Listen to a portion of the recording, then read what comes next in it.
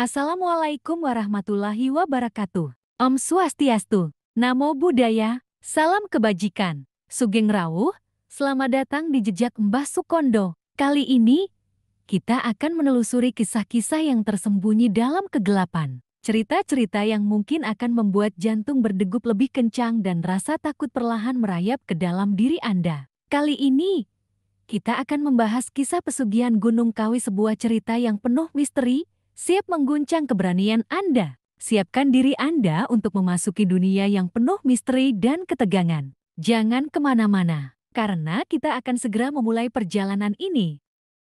Di sebuah desa terpencil di Malang, hiduplah seorang pria bernama Raka. Ia adalah seorang buruh tani yang hidup dalam kemiskinan bersama istri dan dua anaknya. Setiap hari, ia bekerja keras di sawah milik orang lain, tetapi upah yang ia dapatkan nyaris tak cukup untuk makan. Suatu malam, ia bertemu dengan seorang teman lama bernama Sarman. Dahulu, Sarman hidup miskin seperti dirinya, tetapi kini pria itu memiliki mobil, tanah luas, dan rumah besar. "Raka, kau mau tahu rahasia suksesku?" tanya Sarman dengan senyum penuh arti. Raka mengangguk, penasaran. Sarman menatapnya dalam-dalam. "Ada jalan pintas menuju kekayaan, tapi ini bukan jalan biasa." "Maksudmu?" tanya Raka. Sarman mendekat dan berbisik, "Gunung Kawi." Mendengar nama itu, tubuh Raka merinding. Gunung Kawi sudah lama dikenal sebagai tempat pesugihan. Banyak orang dari berbagai daerah datang ke sana untuk meminta kekayaan.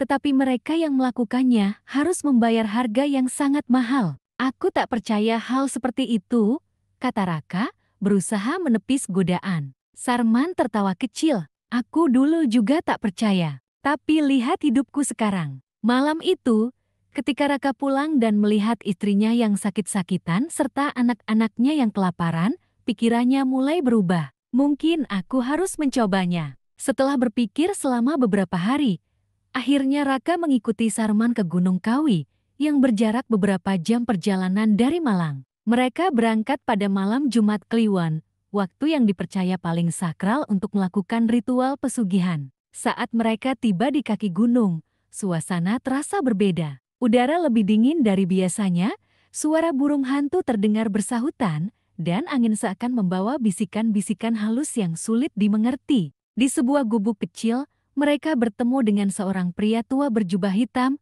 Mbah Joyo. Ia adalah orang yang dikenal sebagai perantara dunia gaib di Gunung Kawi. "Kalian datang untuk mencari kekayaan?" tanyanya dengan suara berat. Sarman mengangguk. "Aku membawanya untuk meminta bantuan." "Mbah." Mbah Joyo menatap Raka dalam-dalam. "Jika kau ingin kekayaan, ada harga yang harus kau bayar." Raka menelan ludah. "Apa yang harus aku lakukan?" "Kau harus memberikan tumbal. Jika kau setuju, kau akan mendapatkan harta, tetapi kau harus merelakan seseorang yang kau cintai." Raka terkejut. Ia mendengar desas-desus tentang pesugihan ini, tetapi ia tak pernah menyangka bahwa tumbal itu harus berasal dari keluarganya sendiri. Mbah Joyo menyerahkan sebilah pisau kecil dengan gagang emas. "Ambil ini. Kembalilah dalam 7 hari. Pilih orang yang akan kau korbankan. Jika kau tak kembali, maka nasib buruk akan menimpamu." Sepanjang perjalanan pulang ke Malang, Raka dihantui oleh pikirannya sendiri. Apakah ia tega mengorbankan orang yang ia cintai demi kekayaan? Namun, ketika ia kembali ke rumah dan melihat anak-anaknya tidur dalam keadaan lapar, ia mulai merasakan godaan yang luar biasa. Setiap malam, ia bermimpi aneh. Dalam tidurnya, ia melihat sosok hitam berdiri di sudut kamar, berbisik padanya, "Pilihlah, atau kau sendiri yang akan mati." Hingga akhirnya, di malam ketujuh, Raka membuat keputusan. Ia memilih istrinya. Dalam pikirannya, istrinya sudah sakit-sakitan, dan jika ia mengorbankannya, setidaknya anak-anaknya bisa hidup bahagia. Malam itu, ia duduk di samping istrinya yang sedang tidur, memegang pisau yang diberikan oleh Mbah Joyo. Tangannya gemetar. Ia hampir melakukannya. Namun sebelum pisaunya menyentuh kulit istrinya, tiba-tiba angin bertiup kencang dan terdengar suara tawa mengerikan dari luar rumah. Pintu rumahnya terbuka sendiri, dan dalam kegelapan, ia melihat sepasang mata merah menyala menatapnya. "Kau ragu?" suara itu berbisik. Raka jatuh terduduk. Ia baru sadar bahwa ia telah melangkah terlalu jauh.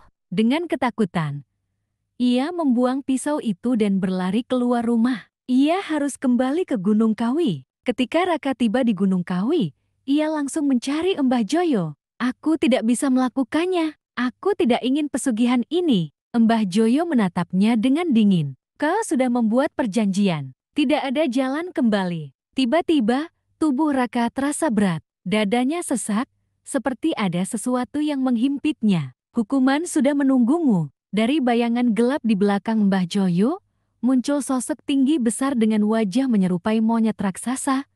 Bulunya hitam legam, dengan taring panjang yang berlumuran darah. Kau telah mengingkari perjanjian. Sekarang, kau adalah milikku, Raka berteriak.